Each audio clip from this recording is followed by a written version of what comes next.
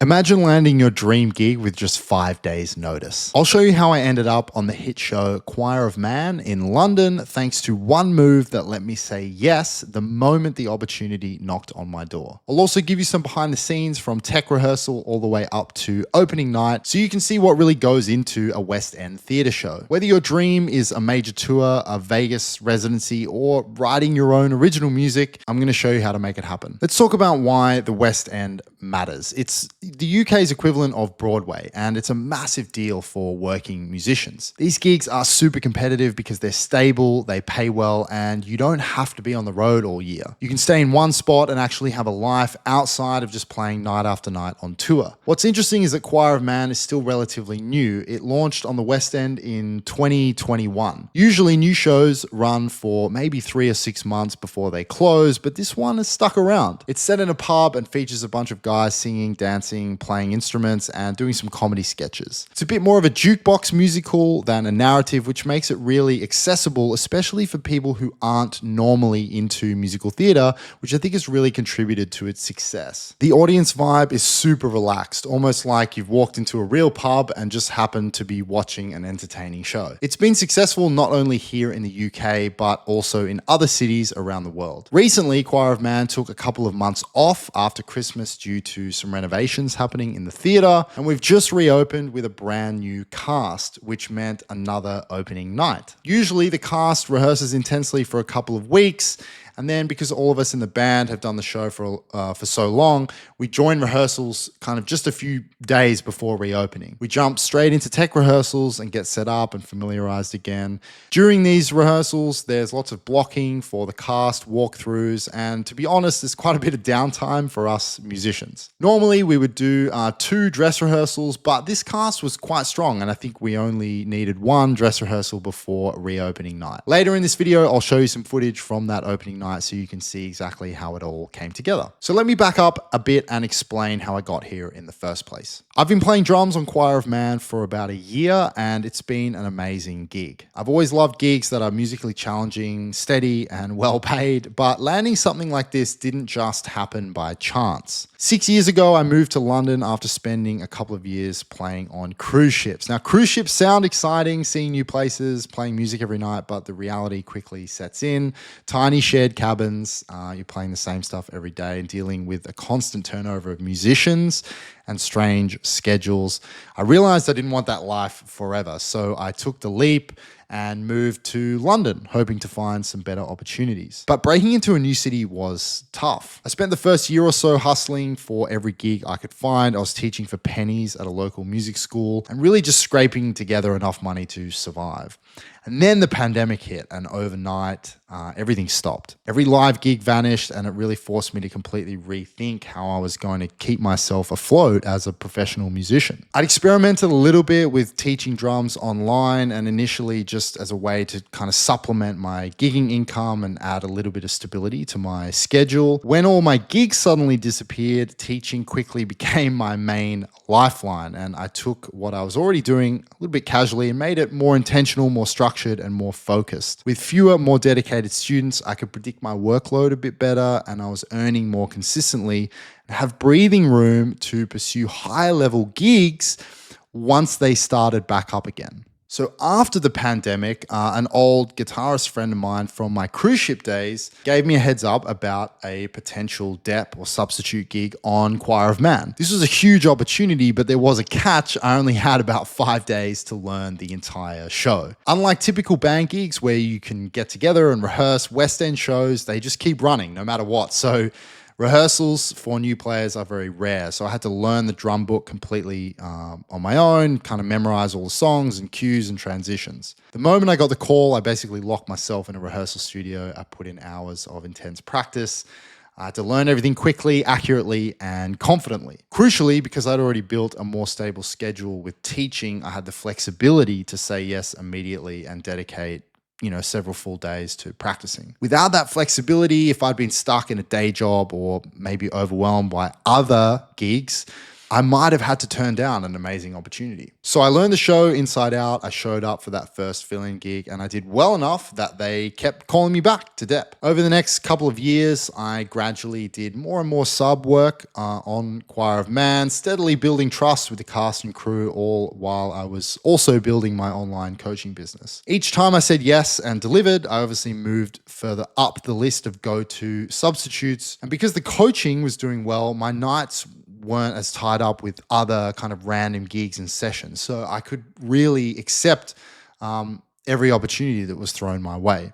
Eventually, when the main drummer left, the producers asked me to step into the role full time. Being consistently available, reliable, and prepared definitely made all the difference. I wasn't juggling multiple commitments that drained my time and energy, and instead, I was ready whenever the call came in. And that readiness built on having control over my schedule and being financially stable enough to focus on important opportunities was the single biggest factor in landing this dream gig, really. Let me tell you a little bit about the show itself. Choir of Man is a bit unique because there's no conductor or musical director on stage with us. So the drummer is essentially the heartbeat, right? We set the tempos with the click tracks, we give cues for transitions and kind of make sure everything lines up. It's pretty high pressure, especially if you're new. There's also nowhere to hide. Unlike most musicals where you're in the pit, we are on stage. So when you hit that first count in, you've got to nail it because the entire cast is really depending on you. But because of that, it's incredibly rewarding. You really become this central figure that the cast relies on, which is a cool feeling as a drummer. We do 8 shows a week, which is a pretty standard West End schedule.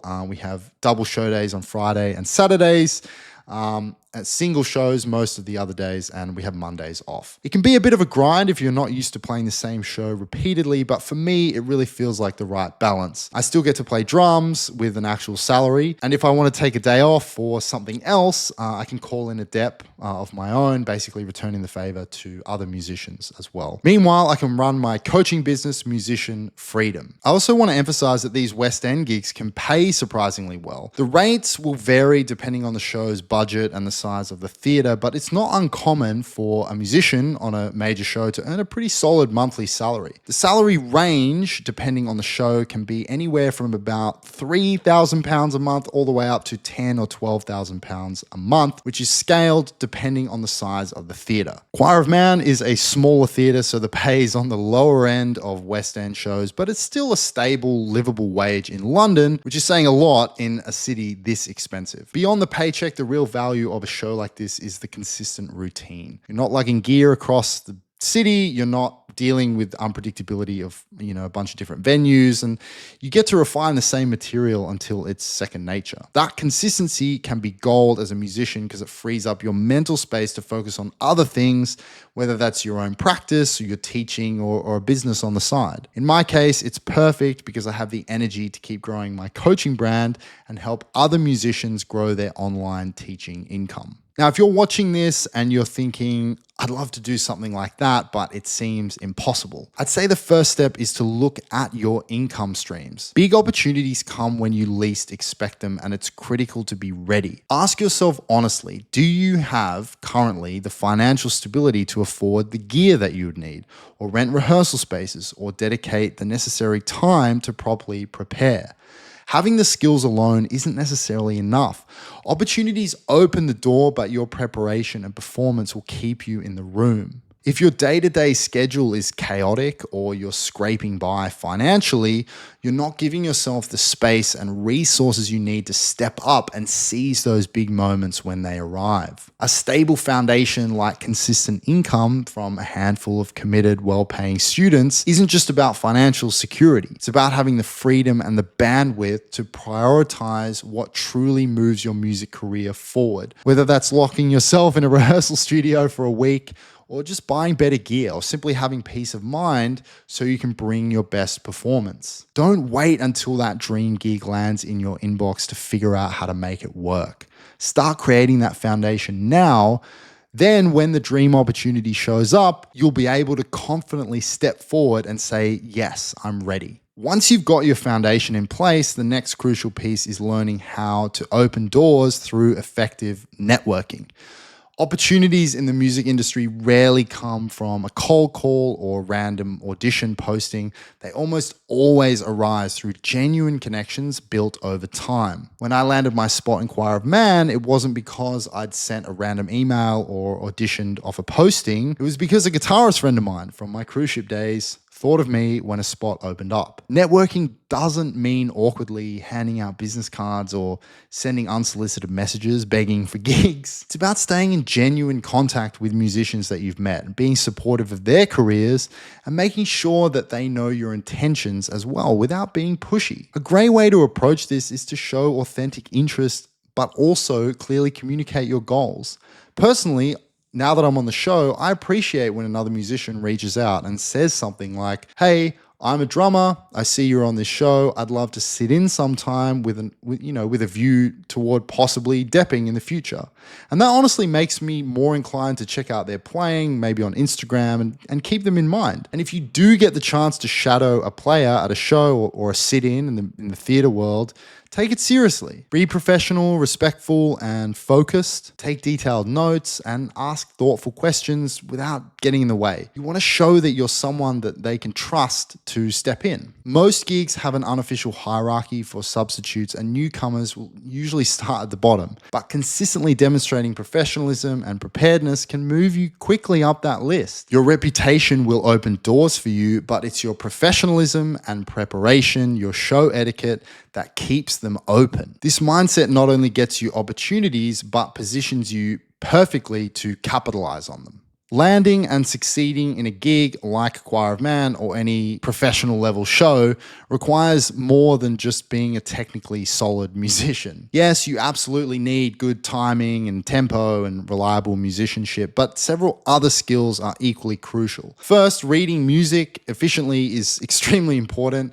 You don't necessarily have to sight read flawlessly at the highest level, but being comfortable quickly learning new parts from charts and internalizing transitions is crucial. Shows evolve and you've got to adapt quickly, often with little rehearsal time. That means musical adaptability, holding multiple cues and transitions and changes in your head simultaneously is vital. Beyond purely musical skills, good communication is a significant part of your role as well. You're constantly interacting with cast, stage managers, sound engineers, and also other musicians. So you want to be clear, respectful in your communication, and it ensures everything runs smoothly. It's not just about being technically correct, it's also about ensuring everyone feels supported and confident in their roles as well. Perhaps just as important as your musical ability is your personality and your professionalism. Being an easy person to be around can genuinely make or break your chances at landing and keeping a gig. You spend countless hours with your colleagues backstage, in rehearsals, and in downtime between shows. If you're punctual, professional, prepared, and personable, you'll quickly become somebody that people want to work with consistently. I've seen many musicians who are technically superior,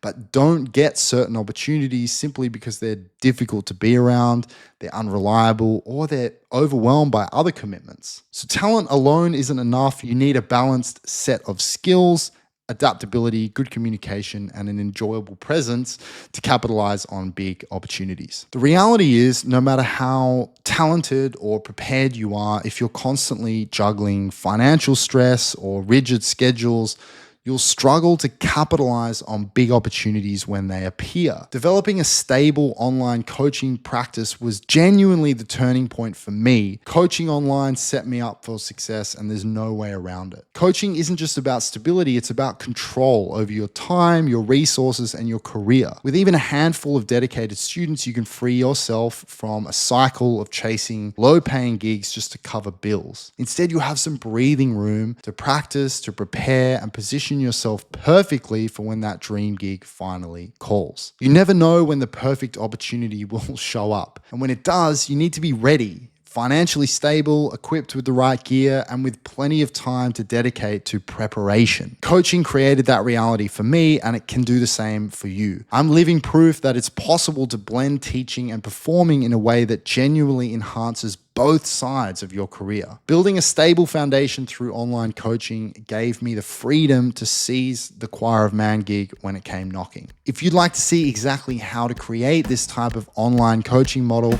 check out this video here where I break down the entire process step by step.